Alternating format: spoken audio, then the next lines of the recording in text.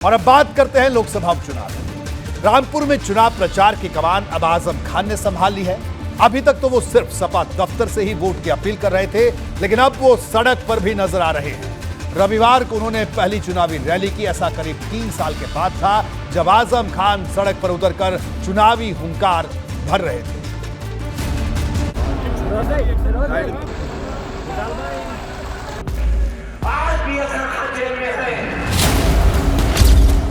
रामपुर में राजा के लिए आजम का चुनाव प्रचार। आसिम राजा के लिए वोट मांगने के लिए हाथ फैलाने आया।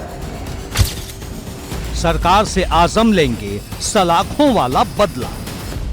अगर मेरी एक तकलीफ के रात का बदला देना चाहते हो, सिर्फ एक रात का, 27 महीनों की एक रात के दुखों का अगर बदला देना चाहते हो तो 23 तारीख को कोई अपने घर में बैठना मत। उपचुनाव के रण में आजम के सामने सबसे बड़ी परीक्षा है, क्योंकि इस बार वो खुद चुनाव मैदान में नहीं है, बल्कि उन्हें अपने दम पर आसिम राजा को चुनाव जितवाना है। आसिम राजा मेरे दिल का टुकड़ा है।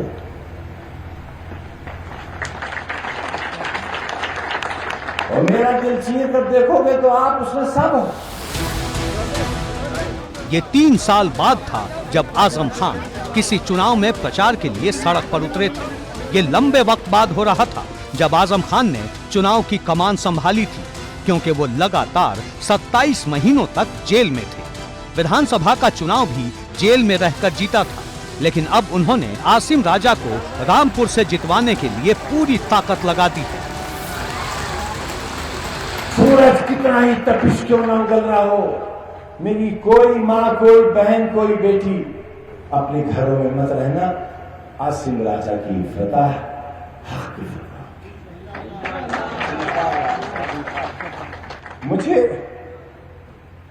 मुझे शर्मिंदा मत कर देना,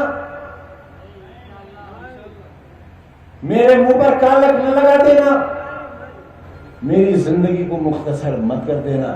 कहीं ऐसा ना हो ये सदमा मेरे लिए ज्यादा घना गुजर जाए।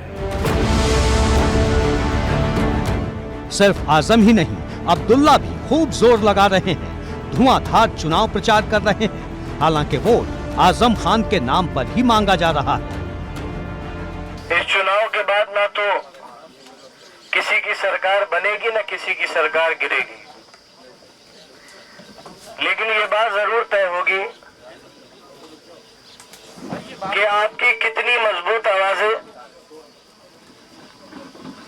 इस प्रदेश की विधानसभा या इस देश की लोकसभा में है। क्या आपकी कोई ऐसी आवाज इस देश की जनता की सबसे बड़ी अदालत में मौजूद है या नहीं है? एक ऐसी आवाज जो आपके हक के लिए लड़े, अगर आपके साथ कोई नाइंसाफी हो तो उसके लिए लड़े। आसिम राजा की टक्कर भाजपा के घनश्याम लोधी से है। घनश्याम कभी आजम के ही करीबी हुआ करते थे और भाजपा ने अब आजम के सामने उन्हें ही उतार दिया है। अगर भाजपा ने आजम का किला भेद दिया तो ये बहुत बड़ा संदेश होगा। वैसे भी अखिलेश ने रामपुर की पूरी जिम्मेदारी आजम खान को दे रखी है, यानी अगर रामपुर में जीत हुई तो सेहरा आजम के सिर पर ही बंधेगा, लेकिन अगर कुछ गड़बड़ हुई तो इसकी जिम्मेदारी भी आजम को ही लेनी होगी। मेरे मुंह पर कालक न लगा देना। एबीपी गंगा के लिए ब्यूरो। कहीं ऐसा ना हो ये सदमा मेरे लिए ज्यादा घना गुजर जाए।